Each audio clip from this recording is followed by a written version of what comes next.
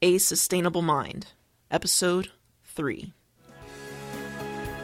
This is A Sustainable Mind podcast, where we delve into the minds behind today's most impactful environmental campaigns, organizations, and startups, inspiring the environmental changemakers of tomorrow.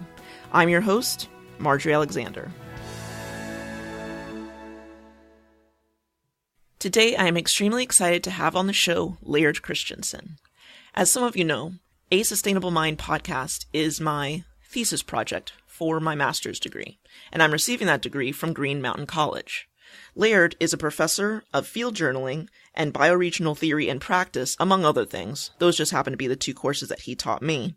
But I also met him at the residency, which is a 4-day event where students and faculty gather on the campus of Green Mountain College in Vermont. So I had a chance to meet Laird in person and spend a good deal of time with him and other students, getting to know each other before the program even started. So without further ado, let's jump in. Laird Christensen grew up in Western Oregon, where he witnessed the struggle between the timber industry and the environmental movement. Now he searches for balance in his work as a writer, teacher, and activist. He has taught college courses in bioregionalism, literature, and environmental education. Laird is also now the director of Green Mountain College's new Masters of Science in Resilient and Sustainable Communities program. Welcome, Laird. Thank you. I'm glad to be here. All right, so I kind of want you to start out talking about how you grew up. I think a lot of people have this idea that anyone who lives an environmentally conscious lifestyle now grew up as a hippie. It's an all-consuming thing. But I think a lot of people have this realization when they're an adult and when they start having children about the kind of legacy that they're leaving for the next generation in terms of their impact on the planet. So can you go ahead and talk a little bit about how you grew up and how your parents viewed environmentalism or earth-conscious living as part of their lifestyle? Sure, I'd be happy to. So I grew up in Oregon. The first decade, the 60s, the environmental movement really hadn't even taken off yet. So for my first 10 years, it wasn't really even an issue. And then the first Earth Day came in 1970, but my parents still weren't conscious about that. They were a typical working class family trying to climb up the ladder of social mobility, and so having a nicer house, nicer cars, that kind of thing was more important to them. So I would say it wasn't really an important part of their consciousness.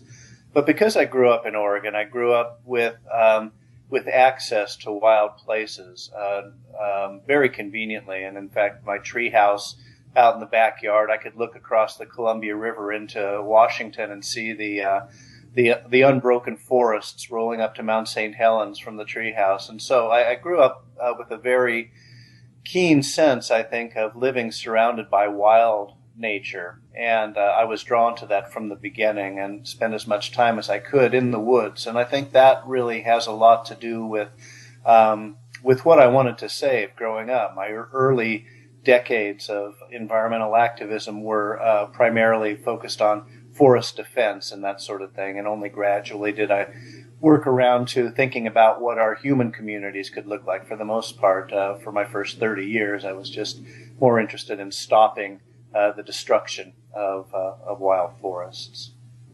Have you noticed for yourself that because you were growing up in this environment that there was kind of a line between the work that you were doing outwardly in the world as an environmental activist, but then having a separate typical consumer lifestyle at home, how you interacted with products, your belongings in your, teens and 20s when you started being able to buy your own stuff. So you're making your own consumer decisions.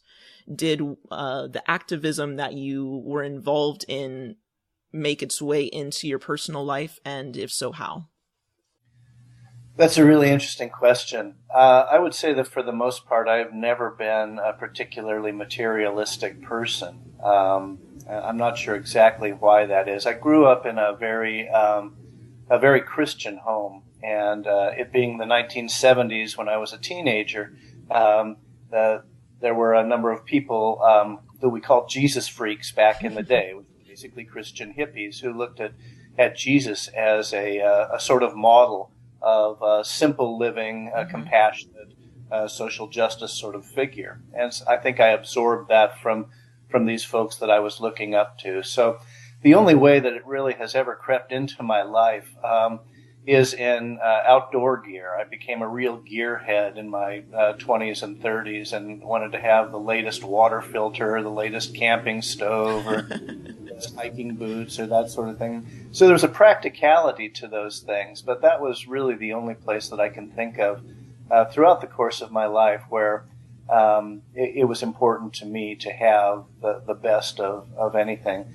Of course, I became a father a few years ago, and we bought a new house. The house we'd been living in was built back in the 1790s, and so layer upon layer upon layer of paint, many of them with lead in that, led us to believe that wasn't the best place to raise our child. And fixing up a 200-plus-year-old house is not an easy thing to do. So we did buy a house, and the house that we fell in love with was much more than I ever could have imagined spending on a house. We love it. It's a beautiful place on 8 acres right on a river, but I constantly feel like I'm living in a place that's nicer than I really ought to be living in. So I guess it manifests itself that way. But no, for the most part, I think I've always been a little suspicious of typical American consumerism. And in fact, I haven't owned a television since I was a child living at home, in part because I don't want commercial messages coming into my life that way. So I think I've managed to do a pretty good job staying out of that trap. That brings us to an interesting point, which is how would you compare how your son is growing up to how you grew up? I mean, obviously you learned these things as a child and you were involved in certain things as a teen and in your early 20s. And so this is something that's very conscious for you. But then again, he is growing up in the 2000s and the 2010s, and there are a lot of commercial, there is a lot of commercial influence there outside of the home. Do you have him go to public school, and how do you kind of keep those messages out? That's a great question. My son he'll be 6 in October, so he's still quite young.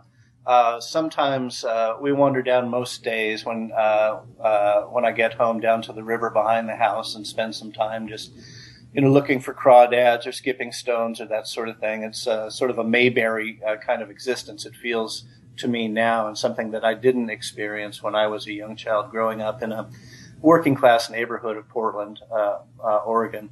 So I know that's certainly, he wants to go down there. He's curious. He wants to investigate. He's got that sense of wonder that Rachel Carson wrote about, and I'm so glad of that.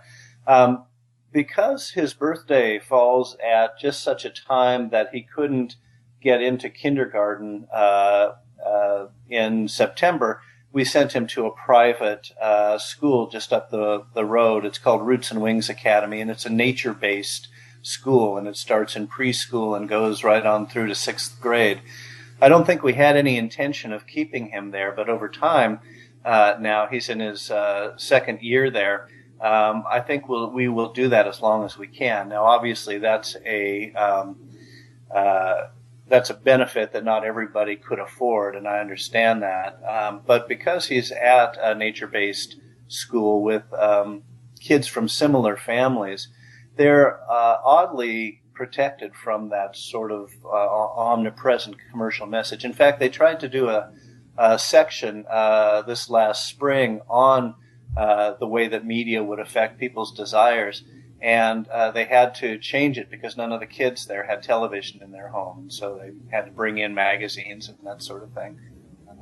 I don't know to what extent that's a distinctive sort of subculture in progressive Vermont, but it is certainly the case here. But, we do stream some movies and shows on the internet for him, so he gets to see that. And there's some commercial content in that, I suppose.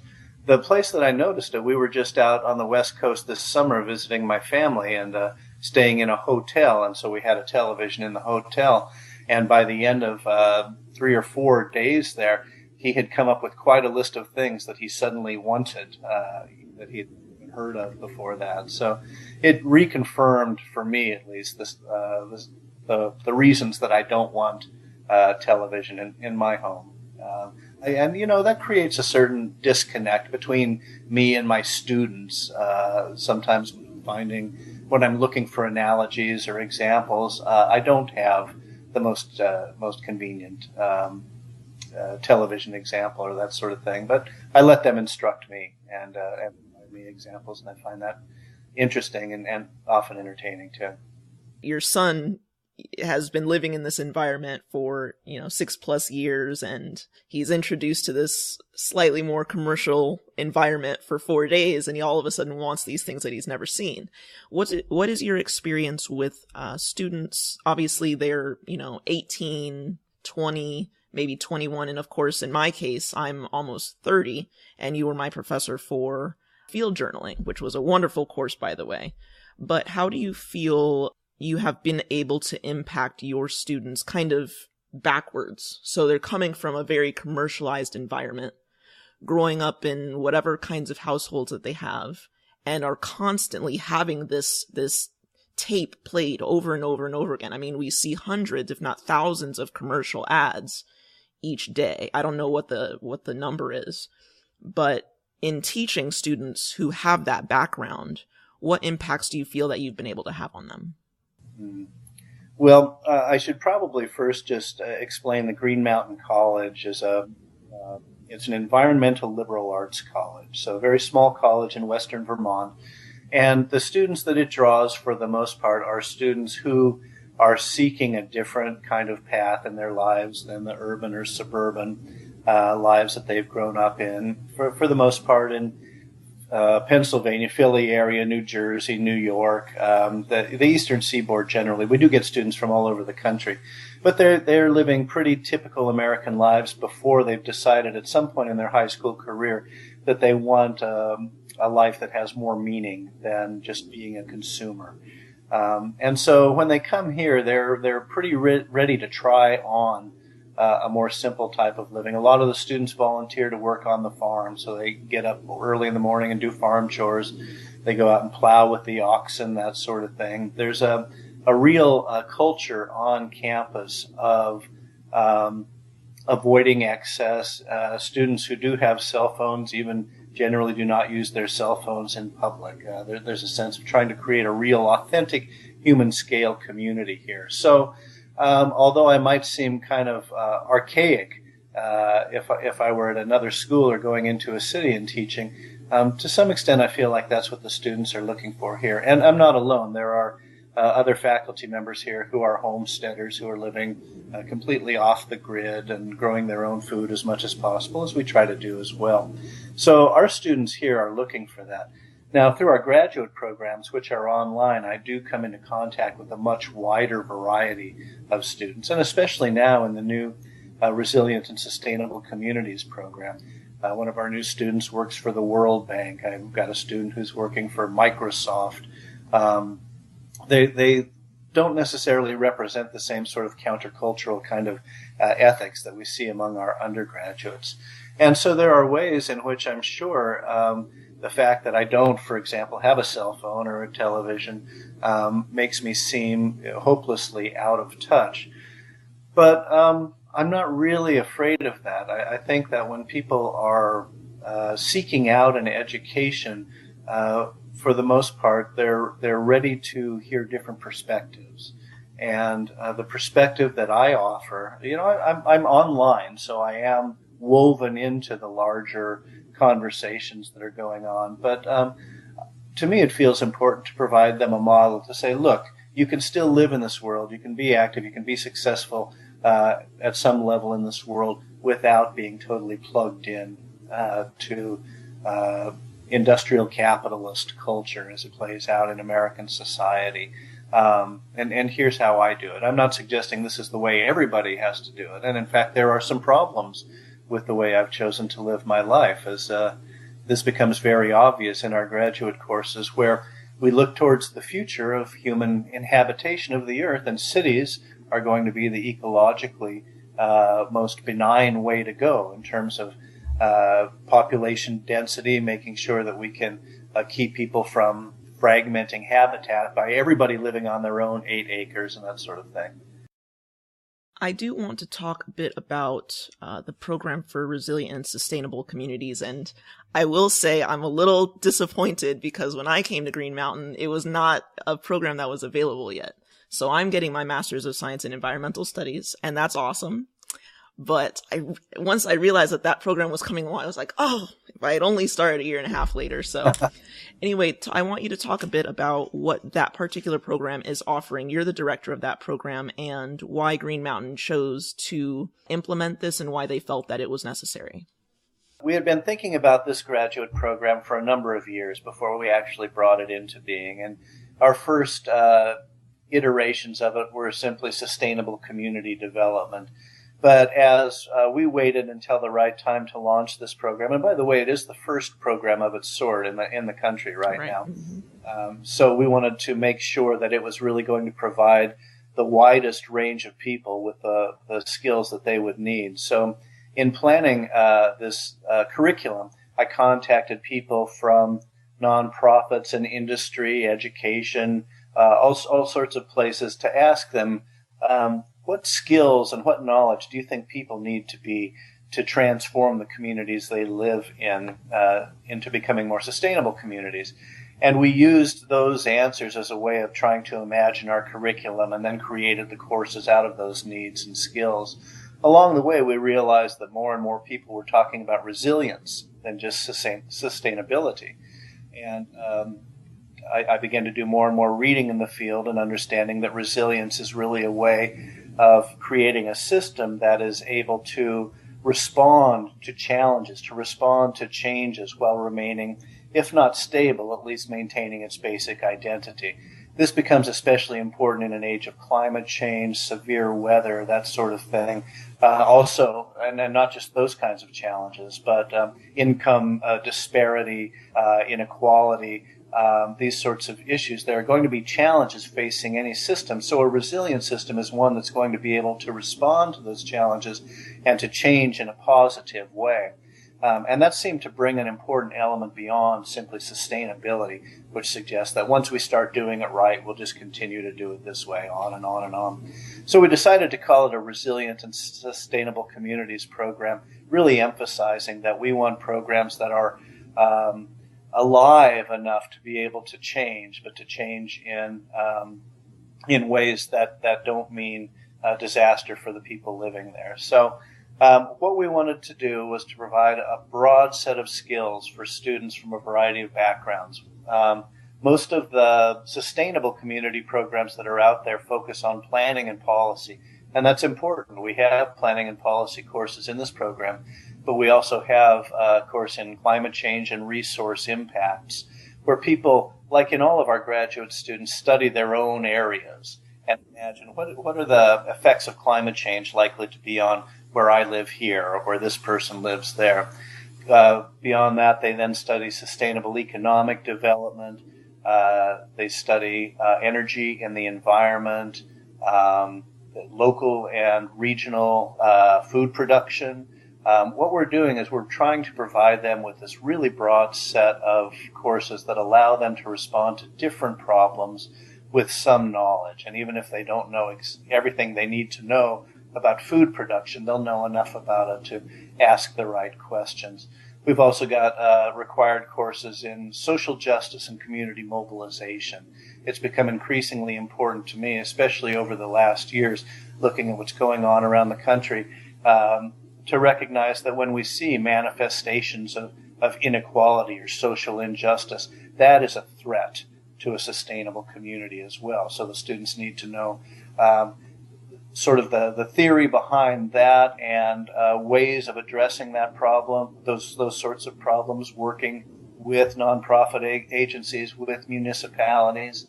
They also study leadership and organizational transformation. So they're getting a really broad range of skills, which means they're not going to have the very focused sort of education that somebody who simply takes a public planning course or degree but they're going to be able to answer a lot of questions if they work for, say, a city sustainability office. Or we're now beginning to see, beginning with San Francisco, large cities are actually creating offices of resilience. San Francisco now has a chief resilience officer and a staff working for them. That's what we're trying to do with that program, is prepare people to provide answers or ask better questions as their communities are forced to make changes to become more sustainable and more resilient. As the director of this program, what do you feel has been the greatest benefit for you personally that you've received as you've cultivated this program and now it's become available for students to enroll in? Yeah, and we're just preparing to bring in our second cohort in September next month of this year, so we're very excited to see the growth of that. What I've gained out of it that I didn't really expect was what I've learned from the students. For all of our graduate programs, we have an initial course, which is a bioregional based course. So students began their graduate work by learning about their own places. In creating this program, it felt to me that we needed something additional, sort of a social sciences perspective. So I worked with one of my colleagues, Dr. Mark Daly, who's an anthropologist, to co-create a course called A Bioregional Approach to Communities. And then I taught that course in February for the first time. And what happened was that in working with the students in that course, who are scattered all around the country and beginning to try to understand where they live in a deeper way, I learned so much from them, things that are going on in Seattle or down in Florida or wherever that I hadn't even thought about, raise new questions about, well, what does it mean to make a community more sustainable, more resilient in this way that I hadn't even thought of before. So, in Seattle, one of the issues that came up was gentrification and the way that the social dynamics are affected by the fact that money is moving into some neighborhoods and people are being forced out in other neighborhoods. And just having those conversations with the student who works for Microsoft up in Seattle, who lives in one of those neighborhoods, forced him to begin to see this great deal that he got on a place to live as a part of a larger social pattern, and forced other people in the class, including myself, to recognize, in some cases, their own privilege, and in other cases to recognize, wow, this is going on in ways that I hadn't even thought about where I'm living, and it hadn't occurred to me to think of that as a problem before. But here's how the problem is defined, and of course, once you can define the problem, you can begin to think about solutions. But no solutions are coming until you can recognize that there's a problem first. So there are all sorts of aspects of how our communities are currently unsustainable, or the opposite of resilience is vulnerable, how they are vulnerable, that hadn't even occurred to me, despite the fact that with my colleagues I'd spent several years developing this program. And we hadn't thought yet, how are we going to deal with that issue in the curriculum? But of course, it is a positive sort of feedback loop where that happens, and then I talk with the course designers, and we find opportunities to work some of these new problems and new solutions into our curriculum.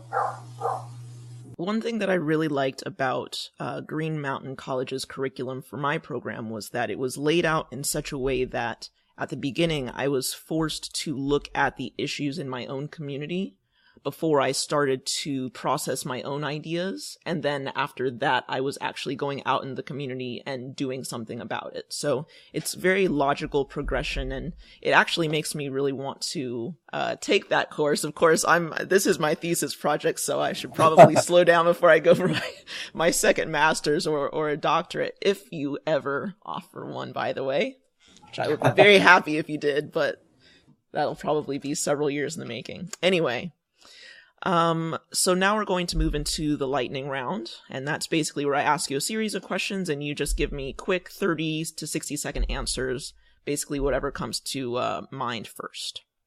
So what is the best advice that you've ever received as far as sustainable and earth-conscious living goes? A friend of mine once told me, quote, "I never learned anything from someone I already agreed with."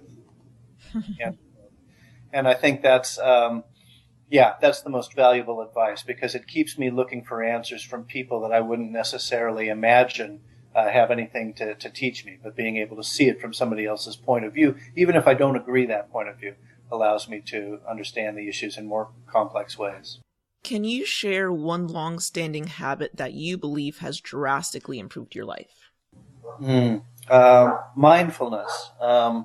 Back in the 1980s, I became aware of the teachings of Thich Nhat Hanh, a Vietnamese Buddhist teacher, who teaches mindful breathing and being in the moment, and using that as a way of grounding yourself and being more compassionate. And that's something that I continue to try to practice 25 years later.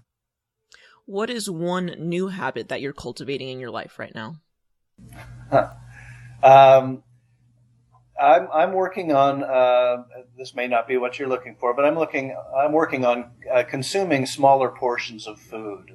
Growing up as an American male, clean your plate, grow up to be big and strong, that sort of thing. I've always eaten more than I have. So I'm trying to be very mindful about eating smaller portions now, and being conscious of, chewing the food more carefully, and just using less.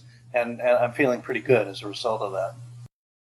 So this question is difficult because I'm realizing, this is a question that I actually borrowed from Tim Ferriss, which is a very well-known entrepreneur that I follow pretty closely. And the question is, what is one purchase that you've made in the last 6 months for under $100 that has greatly impacted your life?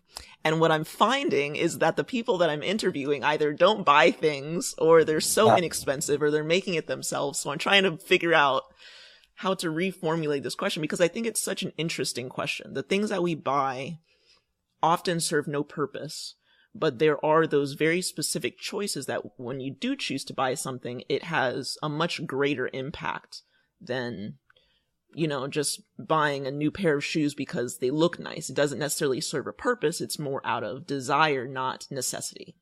So whatever thoughts come up from that whole spiel, fire away. Yeah, well, when I think about that, the most obvious question, I'm afraid to say, is reading glasses. I'm needing reading glasses more and more now, and actually, I buy them and I sit on them, or I lose them, and so I'll buy another pair, and so that's the first thing to come to mind. Do you have an internet resource that you can share with our listeners that highlights environmental change, a specific project, program, organization, somebody that you really look up to, or an organization that you follow pretty readily? In designing this program, I've become very familiar with the Post-Carbon Institute, and in fact, we got some feedback from folks in the Post-Carbon Institute while we were designing our program, and that's when I get a lot of useful information from. You can just like their Facebook page, and you'll get plenty of good information. One of the parts of my job here in directing this graduate program is I've asked to continue adding information to our own Facebook page. And so I follow a number of Facebook sources, including the Post-Carbon Institute, but GRIST, Coexist, quite a few, so that I can take the most useful and hopeful stories out of there and compile them all together on our Facebook page. And so even though, we've just started our program and only have, a couple of dozen students in the program, we've got, hundreds of people following that Facebook page. The key for me is to try to find information to share that is hopeful. It's very easy, as I discovered when I started to dig into the threats that our communities are facing, to get depressed by the projections of how our lives are going to change in the next 20 or 30 years because of climate change, resource limitations, increased inequality of wealth, and that sort of thing. And so I made it a personal mission that my approach to this program, although students will learn some of that in their courses, is to make sure that the general context for thinking about our communities changing is a hopeful one. So I'm always looking for examples of what people are doing that is hopeful. And that's entirely what I populate our Facebook page with on the Masters of Resilient and Sustainable Community Facebook page. So I'd be happy to share that link with you. But I think its popularity is because these are hopeful stories that I'm putting on there. Excellent. What is one book that you would recommend for sustainable minds out there that are hoping to shift their mindset toward walking a more earth-conscious path? Boy, there are so many, as I discovered in putting together this program. But this is going to sound old-fashioned, but I'm going to say Aldo Leopold's Sand County Almanac, even though it's not really about building sustainable communities. There's a passage in there where it's a passage that changed my life, where he says, the land ethic changes the role of Homo sapiens from conquerors of the land community to plain members and citizens of the land community. And for me, that was a fundamental shift to understand humans as one of a number of species sharing this world. And how would we begin to behave differently if we see ourselves not as ruling this world, but as being a plain member and citizen, just like all the other species are plain members and citizens. To imagine sustainable communities, for me, it would be easy to do that from a human-centered perspective. And I think a lot of people work from there. My own approach is to come at it from a more ecological perspective and say, if we've got this one species over here among these many other species competing for resources, how can we create vibrant, sustainable communities of this species that don't impact too heavily on the other species? So for me, that's been key. As I said, it's a little less about the sustainable transition, but for me, it's the most important book I've ever read. Do you have any parting piece of guidance or thoughts for our listeners? I will say this. Over the years, I've developed a sort of template for making hard decisions. When I'm not sure what I should be doing in any particular case, my default has become to err on the side of compassion. If I have two pretty good choices ahead of me, I ask myself, which is the more compassionate choice? And in making that choice, I feel like I can't really go wrong. So I think that's certainly worth sharing. Excellent. So go ahead and mention where our listeners can find you online. So the website for the Resilient and Sustainable Communities program and social media.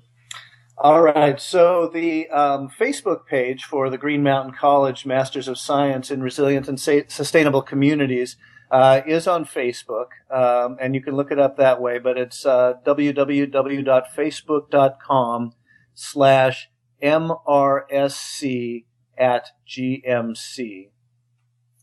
The website for the actual program in the Masters of Science in Resilient and Sustainable Communities is masters.greenmtn.edu/MRSC. Thank you so much for doing this. I think you're the first person from Green Mountain that I've interviewed, and I picked you very specifically. I think out of all of my courses, yours probably made me appreciate, the nature around me more than any other. I mean, the other classes were very informative and very, I learned a lot in terms of research and finding local resources here in Los Angeles. But in terms of just being present in the nature around me, which at the time I was working for the state parks up in Topanga. And, on my break, I would go out and, sketch something, or I would bring in a leaf or something and I would sketch sitting there when there were no visitors around. But it's had such a deep impact on me in terms of how I see everything. I can't even explain it. It's just, everything is much more vibrant now, and I keep that journal. And I still draw on it from time to time, but it's sitting there. I'll probably get back to it after I finish this program. So I'm so happy to hear that. can't even imagine how rewarding that is. Yeah, it was a really great class. And actually, I can't recall if it was that course or another course, but your videos that you shoot are so funny. And I can imagine that that's probably how you end up losing some of those shoes, standing in the river. Right. Yeah. Oh, well, that's great. I'm so happy to hear that. What are you up to for the rest of the summer? Because your courses are going to be starting up pretty quickly here. Yeah. Well, the directing the program is a nonstop job. I've got people designing courses for me still, and I'm having to look at those and give feedback at regular intervals. Potential students, I'm in contact with them all the time and trying to make sure we don't have too much melt in the students that we've already admitted. There's all sorts of policies that we're creating, long-term schedules, budgets. So it's a full-time job just directing the program. Yeah. But I'm very excited about it. And the most exciting thing was just knowing that we're giving students the skills they need to go back into their communities and create positive changes and talk about meaningful work. It's fully rewarding to have that relationship with the students. So it feels good, even though it can be overwhelming from the bureaucratic side of things. Well, Laird, thanks again. Well, it's nice to see you. Nice to see you as well. And thank you so much for thinking of me. And I'm glad to be of assistance. Good luck with the upcoming school year, and I look forward to talking to you again soon. All right. Take care. You too. Bye-bye. You've been listening to A Sustainable Mind podcast. To hear more interviews just like this one, please subscribe on iTunes or visit asustainablemind.com. Thanks for listening, and see you next time.